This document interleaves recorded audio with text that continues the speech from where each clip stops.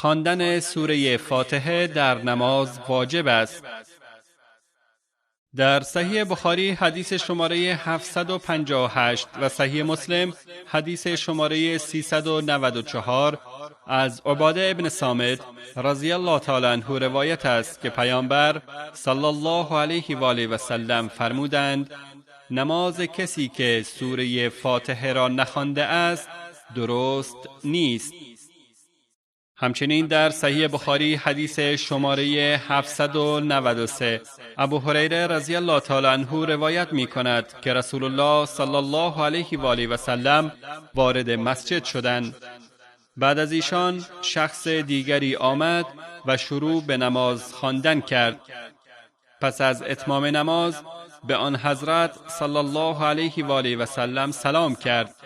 رسول اکرم صلی الله علیه و آله و سلم پس از پاسخ سلام به او فرمودند: برو نماز بخوان، زیرا تو نماز نخواندی. او رفت و همانطور که نماز خوانده بود نماز خواند. بعد آمد و سلام کرد. آن حضرت صلی الله علیه و آله و سلم دوباره فرمودند: برو نماز بخوان، زیرا تو نماز نخواندی. بار سوم نیز چنین کرد. آنگاه گفت: سوگند به ذاتی که تو را به حق فرستاده است، من بهتر از این نمیدانم، به من یاد بدهید.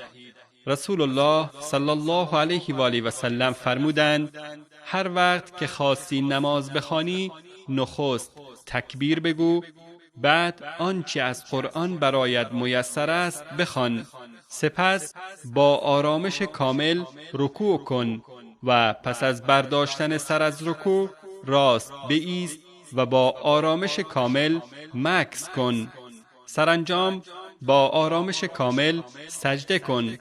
پس از برداشتن سر از سجده با آرامش کامل بنشین و همین شیوه را در تمام نمازهایت رعایت کن.